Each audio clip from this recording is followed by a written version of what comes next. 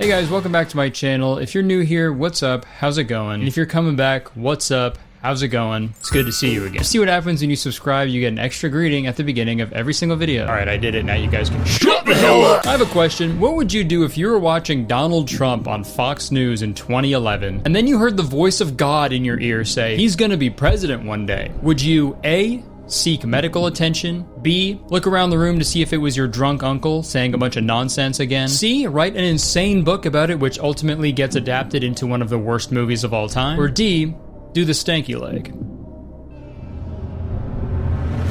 Correct!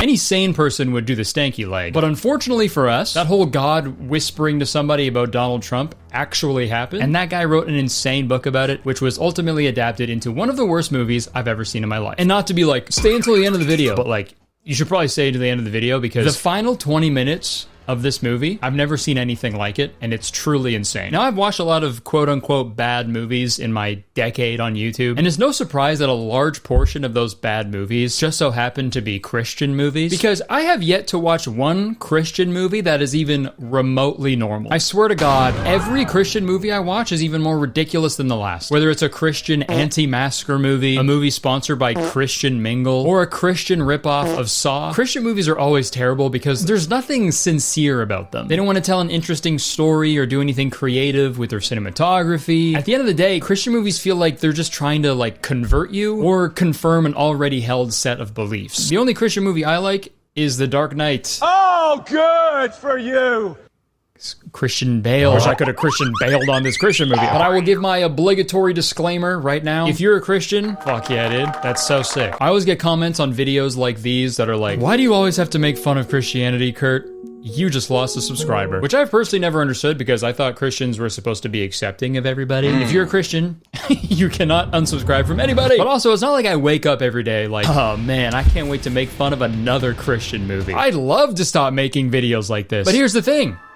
You guys keep making terrible fucking Christian movies. You guys are forcing my hand. But today we're gonna be talking about a little movie called The Trump Prophecy. Released in 2018, this movie is based on a true story. And the reason I was so fascinated by this movie is because usually with Christian movies, you'll get a bunch of negative reviews on them from people who are not Christian. But Christian people will still leave reviews like 5 stars, love this shit, this was awesome. But The Trump Prophecy was like the one exception that I've seen. Like even super Christian Trump supporters were like, yeah, this shit was fucking cheeks, bro. Like this review. I voted for Trump. With that said, this was the worst movie I have ever seen. Poorly produced, and up until the halfway point, the script could have been written on a post-it note. Lots of dead space and very little substantive dialogue. So, quick backstory on this movie. It's based off a book titled The Trump Prophecies, The Astonishing True Story of the Man Who Saw Tomorrow. And what he says is coming next. Just really rolls off the tongue. In 2011, this guy, Mark Taylor, heard the voice of God tell him that Donald Trump was going to be president. And all of a sudden, I just heard the voice of the Lord say, you're hearing the voice of a president. Yeah, that's what God spends his time doing, I guess. Just whispering to firemen about future political leaders. Nice. And it makes perfect sense for God to choose Donald Trump as the next president. Trump himself said the Bible was his favorite book. The Bible, you've been talking about how it's your favorite book. What one or two of your most favorite Bible verses are and why? I wouldn't want to get into it because to me that's very personal. Even to cite a verse that no, you like? I don't want to do that. You're an Old Testament guy or a New Testament guy? Probably equal. Okay, well maybe he didn't read the Bible, but at least Trump appreciates and loves all of his Christian supporters, right? No? Okay, he makes fun of them in private? Alright, never mind. At the very least, we know he would never do something as blasphemous as post an AI-generated picture of himself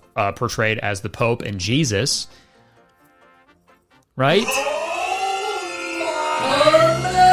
The Trump Prophecy book was shockingly, like, really successful. So a movie adaptation was created by a company called RealWorks Studios, even though if you go to their website today, there is no mention of this whatsoever. And the Trump Prophecy movie was also funded by Liberty University, a conservative evangelical private university in Virginia. And I've never heard of Liberty University, so I looked them up and, oh my God. In July 2021, Liberty University was sued by 12 women who claimed the university created an environment that increased the likelihood of sexual assault. Also in 2021, the university's diversity retention officer, a black gay man, filed a discrimination lawsuit against the school. In 2024, Liberty University was sued by a transgender employee for $300,000 when she was fired for speaking to HR about her gender identity. Also in 2024, Liberty University was fined $14 $15 million for Clery Act violations. Our school is an awesome school. But yeah, it's interesting that instead of using their funds to improve the school and make it a safer place for women and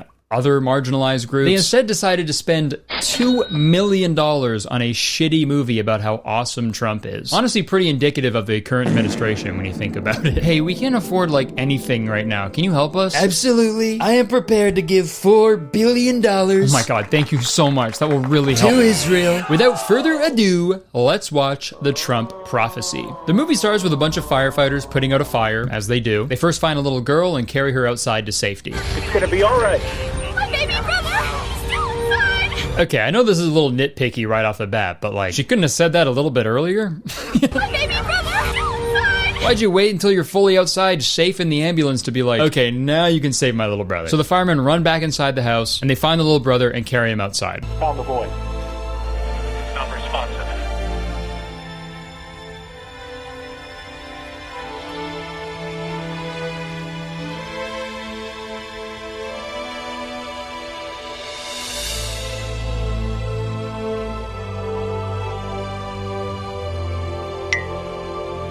Okay, maybe let's move with like a little bit of urgency, you know? What the fuck? I know they said the kid was unresponsive, but he might respond if you bring him to an ambulance, you know what I mean?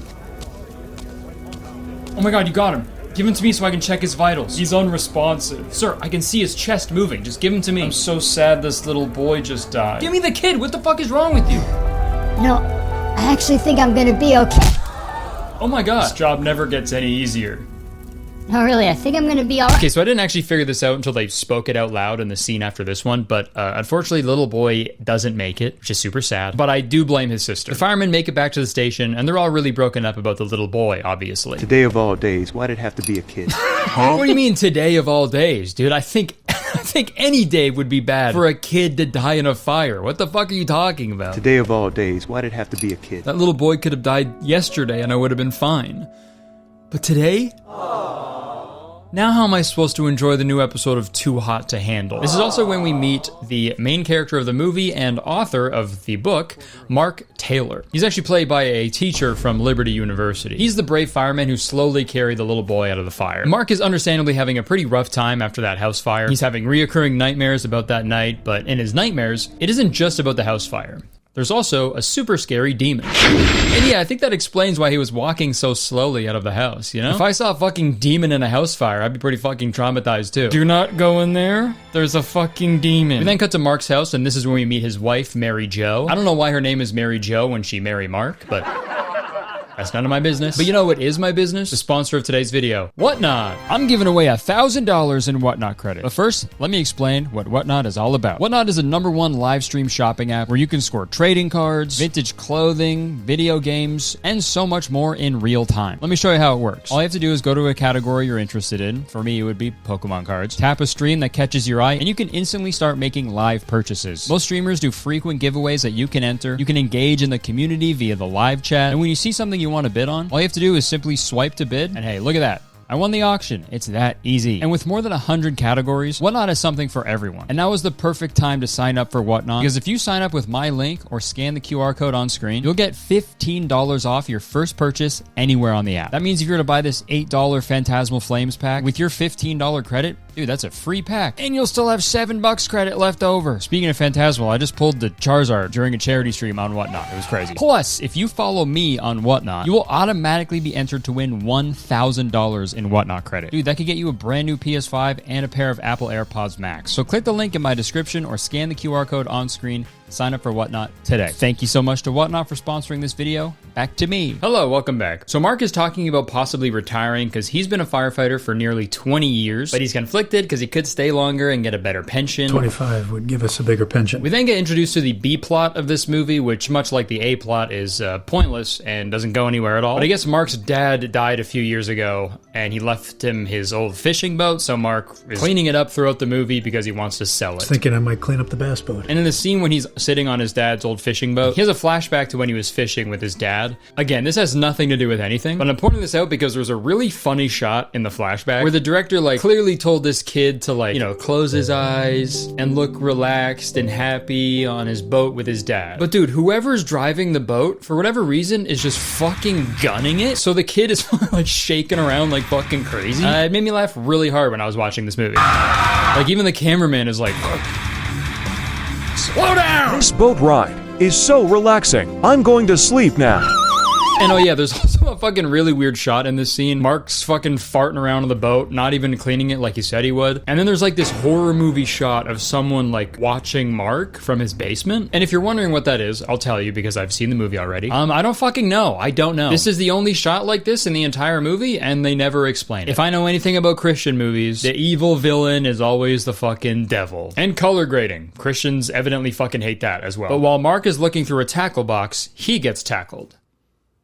Box. What's happening to me?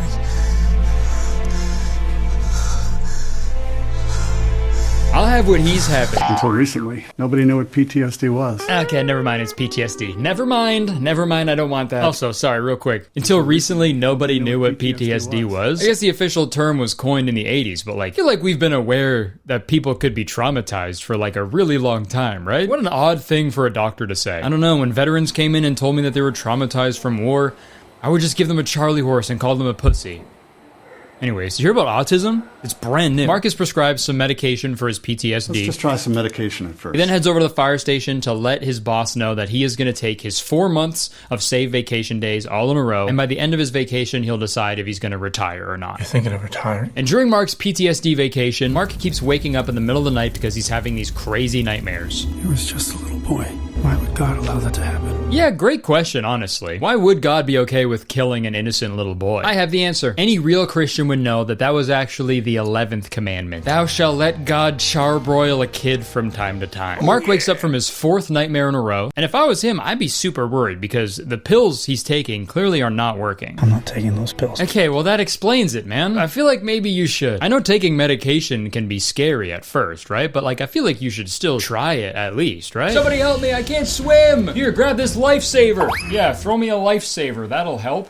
Hey, why don't you throw me a Jolly Rancher while you're at it? No, it's not like the candy, it's a flotation device. Sir, just grab onto it and you'll be okay. Yeah, this guy's drowning, let's throw him a nerd's rope. How is this possible? I'm in the water! It's the 11th commandment! We then cut to an emotional montage of Mark dropping it low at his old fire station. He's walking around, putting his old helmet to his head, touching the fire trucks. And you know, on one hand, I can understand missing a job that's been a huge part of your life for 20 years. But just a tip, guys, you never want to be this dude. Firefighter or not, you never want to be the coworker that shows up to their job on their day off. That would always bring a coworker down a few cool points in my head, you know? It's like, oh man, you don't have anything else to do today? Fuck, that sucks. But especially if you're a firefighter, you know? I feel like this could be super dangerous. Man, I remember I was wearing this hat when that kitten sanctuary burned down.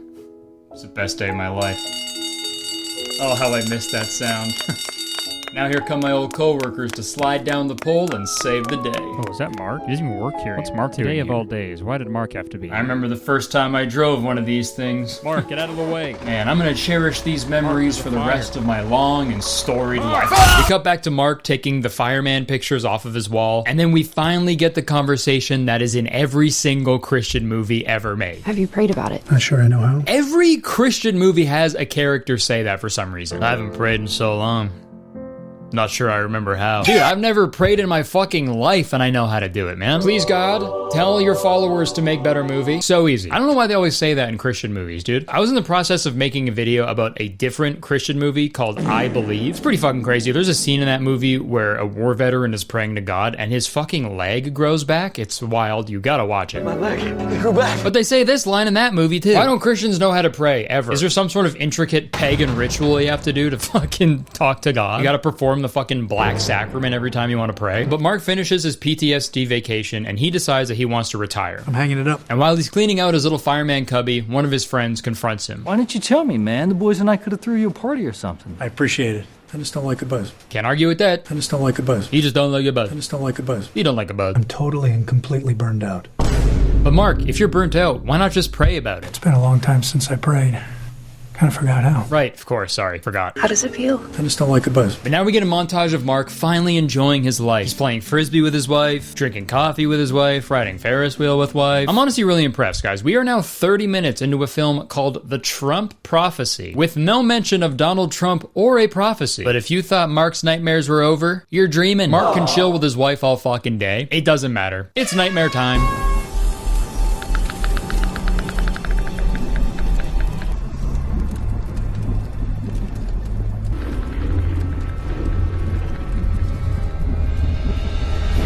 Start making out. Hello, I'm editing right now, and I totally missed something. So obviously this demon in the movie is supposed to be like a manifestation of Mark's PTSD. And I don't know why I didn't think of this before, but PTSD, man?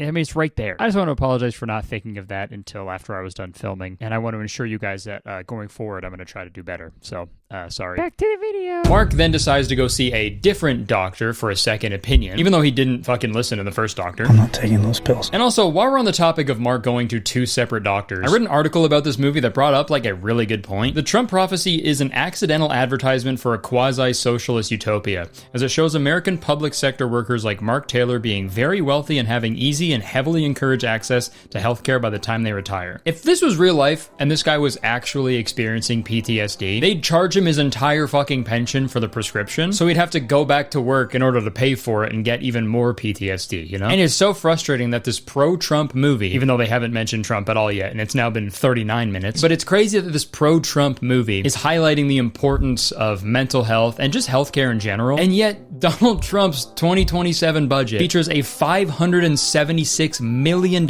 cut to mental health services and also a $15.8 billion cut to federal health spending and public health programs. God chose that guy to be president? God's a fucking dumbass then. I'm sorry. He's an idiot. Well, actually, you know what? Now that I think about it, God's what, like billions of years old? Every depiction I've seen of God, he's like an old white man. So that unfortunately is Donald Trump's demographic. New rules for heaven. Jesus, stop wearing those fucking dresses. The pearly gates are gay, and they will be replaced with a border crossing. Angels, quit your singing. You will now strictly perform Kid Rock songs. And last but not least, when people die, they will now go towards the Miller Lite. But anyways, the new doctor basically tells Mark that he's chopped and unk. They have the hormones of a 70-year-old. But the doctor's advice is to just tune in to God's voice, whatever that means. Tuning into his voice will help quiet what's raging inside of you. But instead of doing that, Mark watched football. He then has another nightmare where the demon this time is dragging him to hell. And as scary as that is, it's unfortunately really funny to think about a firefighter going to hell.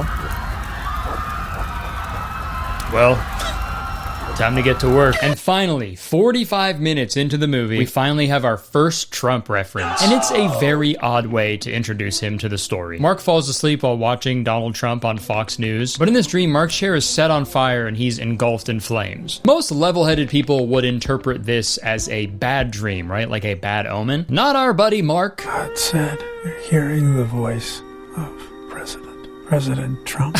Yeah, dude, that's how it went down, apparently. Mark was watching Donald Trump on Fox News, and he heard a voice in his head say, "You're hearing the voice of a president." So Mark sat down and he wrote about it. But the interesting thing about that is he wrote the book 1 year after Donald Trump was already elected. So I'm sorry, but I'm gonna call bullshit.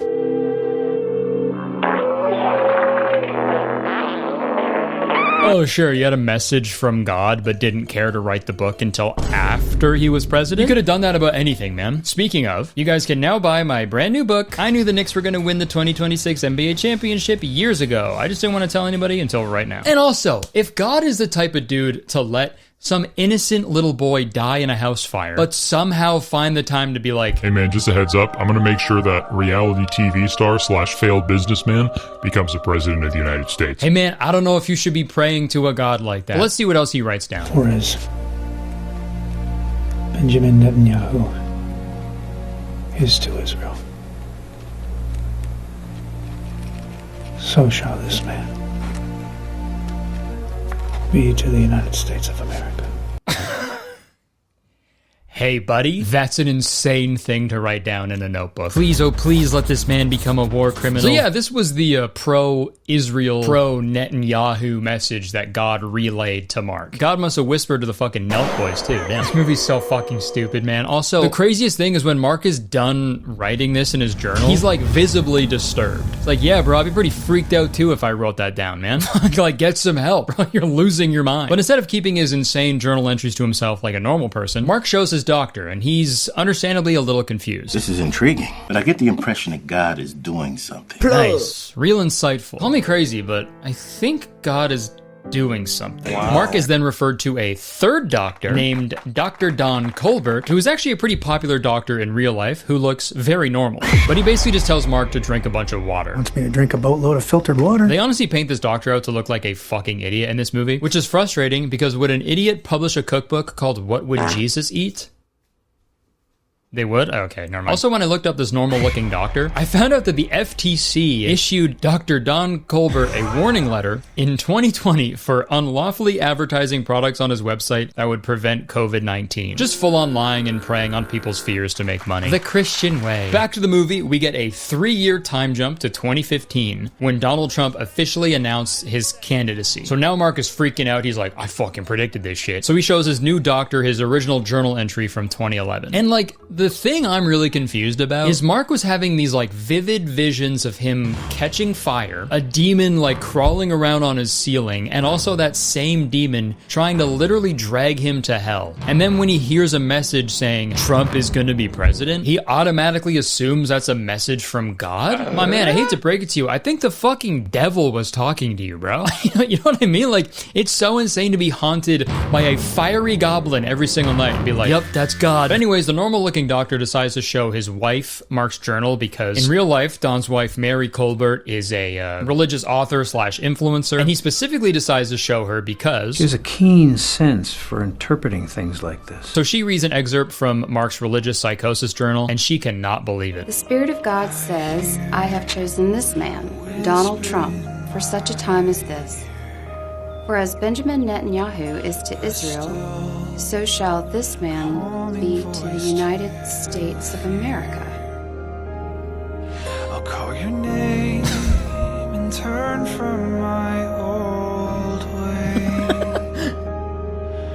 way. Okay, I'll have what she's having. I guess Mark and Don were just sitting together waiting for her to read it because she immediately barges back into the room freaking out about it. This is good. It has that rhythm to it when the Holy Spirit is bearing witness to the truth. At least it does to me. Fuck are you talking about, dude? This is literally that fucking meme that's like two dumb bitches telling each other exactly. I got this in 2011. All I know is it has that rhythm of truth to it. At least it does to me. Right, yeah, you said that already. So things are finally turning around for Mark. His insane religious ramblings have been proven true. He has been vindicated in the eyes of the Lord. And his nightmares are finally over. Just kidding! The nightmares are still happening because Mark is possessed by a demon, I think. But don't worry, this is his final nightmare of the movie because Mark finally remembers how to pray and he gets help from God to defeat the demon. No weapon formed against me shall prosper.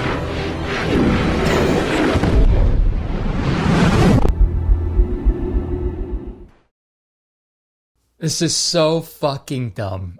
This is a movie about Donald Trump becoming president, and there's a scene of a retired fireman fucking floating in his room, gloving in front of a demon. Like, what the fuck am I watching, dude? Oh, and it works, too? That worked? The demon is just like, hey, stop that. I can't fucking read backwards shit. Holy fuck, man. I'm gonna do this if someone is ever trying to fight me. Hey, whoa, relax, man. I'm sorry I pantsed you. Look, I thought you were my wife. What? All right, that's it. I'm gonna beat the shit out of you, man. Oh, yeah? No weapon forged against me. What are you doing? Shall prosper.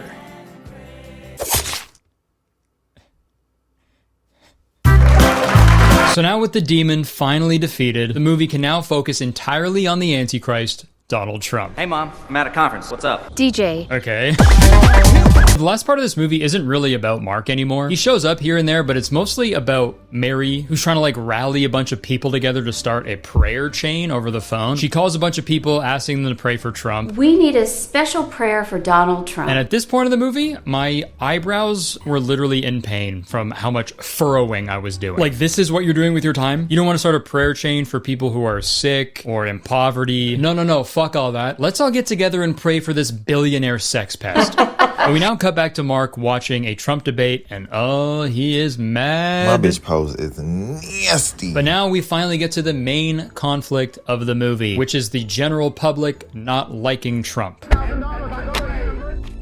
The secondary conflict of this movie was with the lighting department, I assume, because I guess they decided to just not show up that day. They're going at him tooth and claw in those debates. Yeah, they're debates. That's usually what happens. They're asking him difficult yet important questions.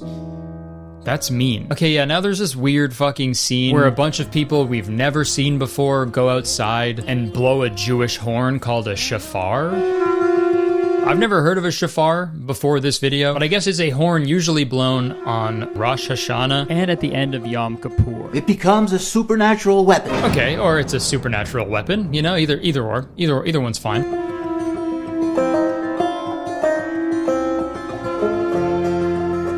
What your unemployed friend does on a Tuesday afternoon. This particular thing also happens a lot in Christian movies, I've noticed. It happened in the 2025 movie I talked about a few years ago. There's a scene of Christian people like going out into the world and doing something to show their belief in God. In 2025, it was like spray painting a fish, and in this one, it's blowing a shofar. And then them doing that will somehow affect the outcome. And it's so funny watching stuff like this because Christians in their mind are always right no matter what. Like in this case, if they're praying for Trump and like blowing a horn for Trump, and then he ends up winning, then that means it was because of them and God listened to them. But if they were to pray and he didn't win, then they could just be like, oh, the system is fucking rigged. I don't know, it's fucked. And the other thing that bugs me is like, if God is picking the presidents, and that means he also picked Barack Obama, he also picked Joe Biden, right? Like, that would make sense. But when you say that to conservative Christians, they're like, no, it doesn't work like that. You believe Trump was picked by God? I do. Do you believe Joe Biden was picked by God? Oh, no.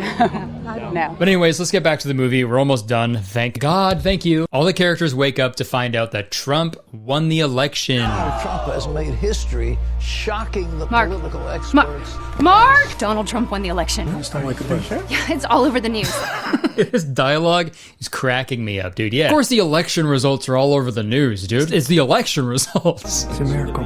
It's certainly a testament to the power of prayer. Sorry, could you make the music a little louder? I don't think Trump won because of prayer. I know for a fact there were like millions of people praying for him not to win. So like, what happens then? If it's like more people praying for Trump to win than he wins, does God weigh all of the options there? Or is it like an electoral college thing, but for prayers, right? Yeah, the movie ends with Mark writing a long journal entry about, you guessed it, Israel. Or Israel. I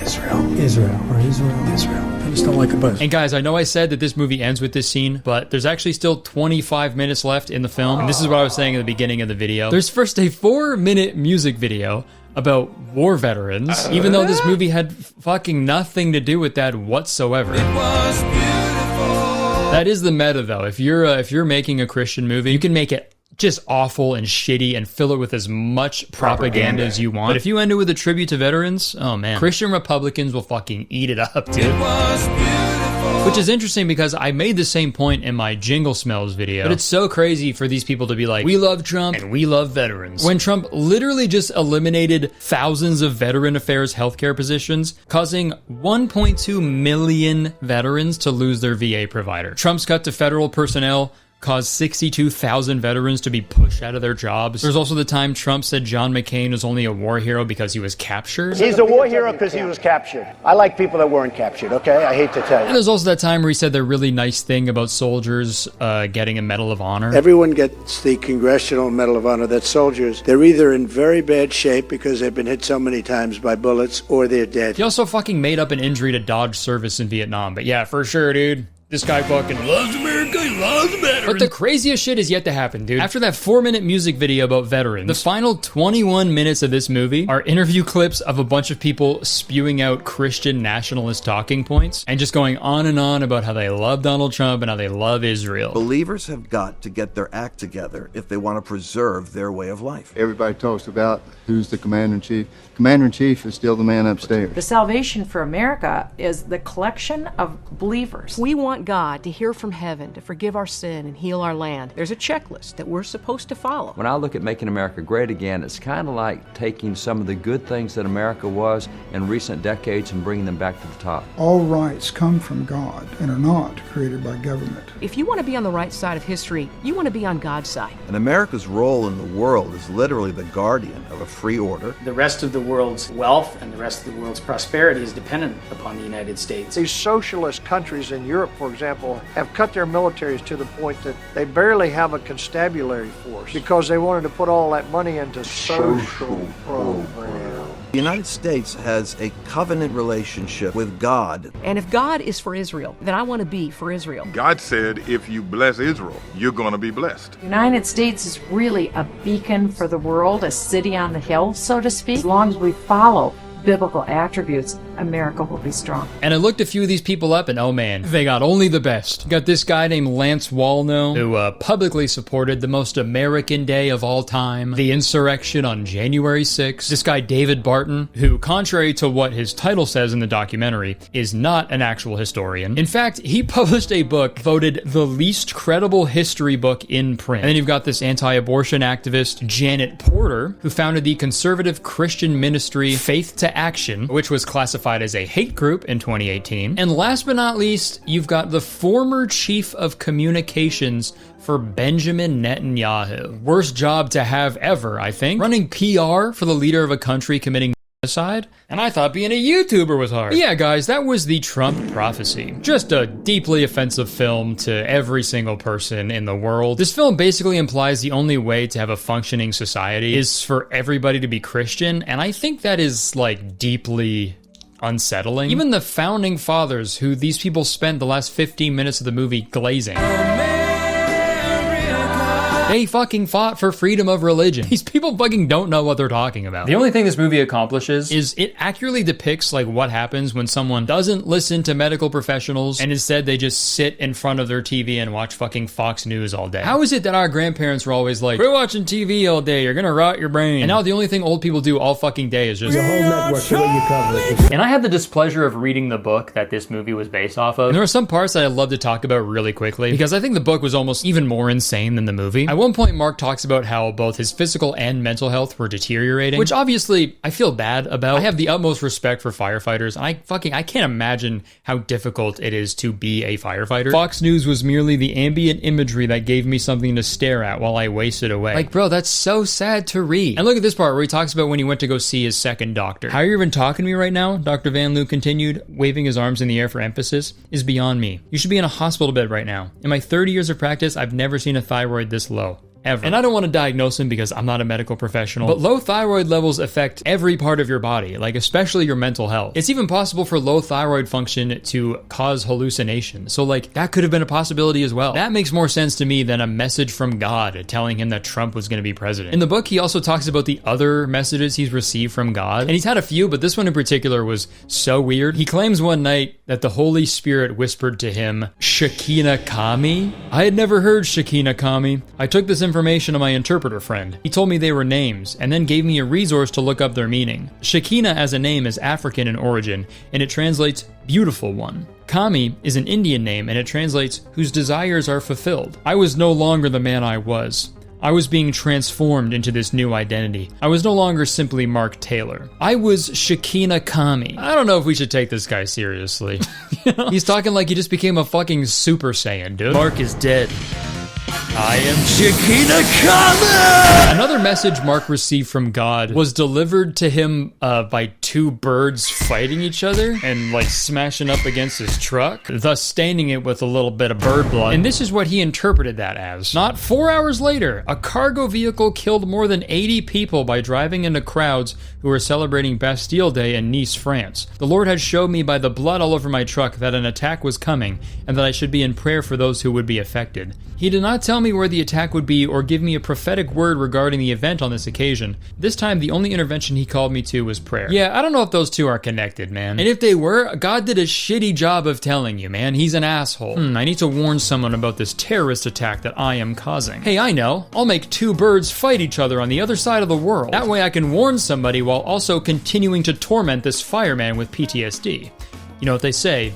Two birds. Honestly, the book is mostly just incoherent religious rambling. It low-key gave me the same vibe as the Plans for Time Machines That Really Work book that I read in my time machine video. Like the fact that a publisher read this and was like, yep, that's actually insane. It's especially interesting to read now, halfway through Trump's final term. Because yes, if he's telling the truth, Mark got it right that Donald Trump was going to be president one day. But of course, Mark didn't just end it there, right? That would be a pretty short book. The rest of Mark's predictions about Trump are just so wrong, it's really funny to read now. They, the enemy, will say things about this man, but it will not affect him, and they shall say it rolls off of him like the duck, for as the feathers of a duck protect it, so shall my feathers protect this next president. The things people say won't affect him? Don't talk to me that way. The most obnoxious reporter in the whole place. Are you stupid? I doubled the size of it, you dumb person. You are the worst reporter. You know you're a fake. I say that you're a terrible reporter. Be nice. So that was wrong. Let's read another one. Regardless of a person's political stance on the ethics and morals which back actions taken by Trump, no one would deny that the man is tenacious about keeping his promises. Yep. We can all agree Donald Trump is a man of his word. You can just ignore the fact checkers at the Washington Post who documented 30,753 false or misleading claims during Trump's first term. And also ignore the fact that Donald Trump famously said that they were going to build a wall and Mexico was going to pay for that wall. That just straight up never happened. And also you have to ignore the fact that when he was running for his second term, he campaigned heavily on no new wars and oops, guys started a new war. There's only like one thing that Donald Trump has said that I wholeheartedly believe to be true. I've said that if Ivanka weren't my daughter, perhaps I'd be dating her. Also, I thought this was really funny. In the book, he's talking about Barack Obama, and he's like, in this election, they will spend billions to keep this president in. It will be like flushing their money down the toilet. Let them waste their money, for it comes from and it is being used by evil forces at work. Super funny to say that when the current president is selling hats, insinuating a third term on his website. Also, the sidebar, the fact that any president has a fucking merch site is...